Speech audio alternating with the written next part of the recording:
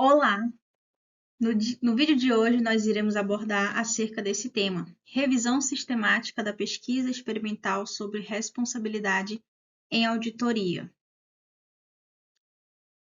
Aqui eu apresento para vocês um pouco dos autores, né? M. Donnelly e David Donnelly. É importante nós salientarmos a motivação da pesquisa, né? Os autores eles enfatizam bastante que existe uma avaliação por parte dos órgãos reguladores que trata acerca da responsabilidade exercida pelos auditores, né? Então, nós temos também a avaliação dos clientes, que é levado em consideração para que seja enaltecida a questão da importância, e a análise do próprio público investidor também faz parte, né? Um item a ser levado em consideração. E num ambiente mais voltado para a contabilidade, nós temos as normas contábeis, né, que elas fazem a exigência de que haja essa investigação um pouco mais aprofundada sobre a prática da responsabilidade que os auditores vêm desempenhando ao longo do tempo. Bom, aqui a gente trata um pouquinho, né, desse processo metodológico. Se trata de uma pesquisa de análise experimental quantitativa.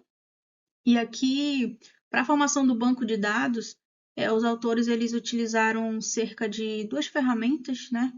Google Scholar e o ATBC, que se trata de uma cobrança de contabilidade fiscal e bancária.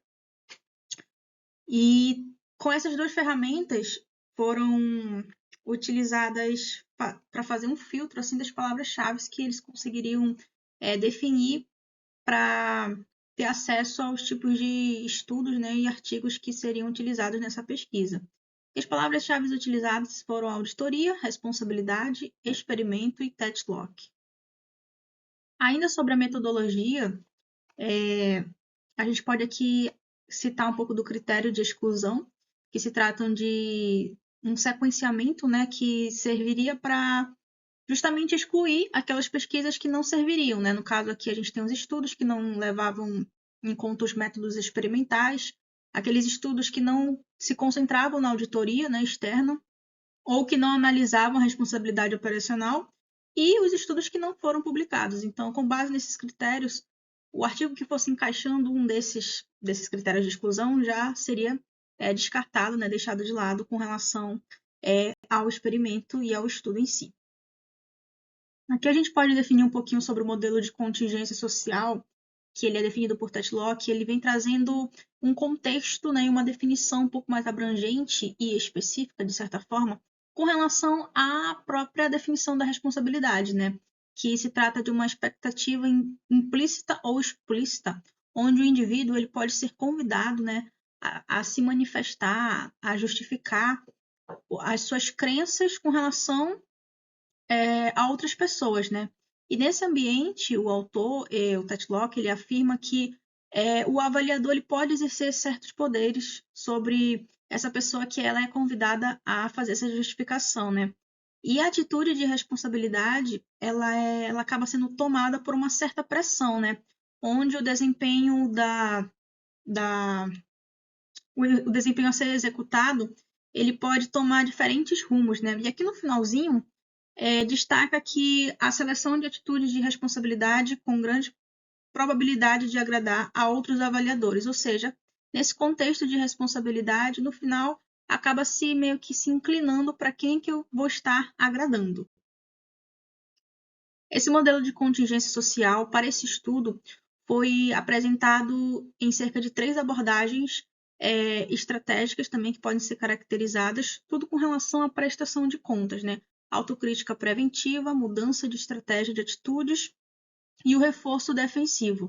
Essas atitudes são, na verdade, situações onde o auditor prestaria contas, mas que dependeria muito da posição do avaliador. Aqui sobre as publicações, a gente tem um pouco aqui de ressalta sobre as mais importantes, né, do título de periódico, esses em destaque em azul, a gente pode estar destacando sobre os títulos dos periódicos, e aqui no finalzinho a gente também encontra um número meio que considerado, né, de publicações feitas por participantes fora dos Estados Unidos. Então, isso é levado em consideração também. Tratando um pouquinho da análise de resultado, né, a gente escolheu aqui um específico que trata que a informação da identidade do autor no relatório ela pode ser atribuída ao compromisso profissional na medida em que suas decisões são tomadas de forma mais agressiva, né? E isso foi uma descoberta que eles trouxeram, né, com base teórica, de que a identificação do sócio ela acaba que resultando numa melhor qualidade de auditoria, né? E as normas contábeis citadas lá no início, elas podem ser caracterizadas como uma base que envolve os princípios, né? Muito mais os princípios que as regras, e isso acaba aumentando as percepções de responsabilidade e motivando a demanda por evidências. E é isso, obrigada.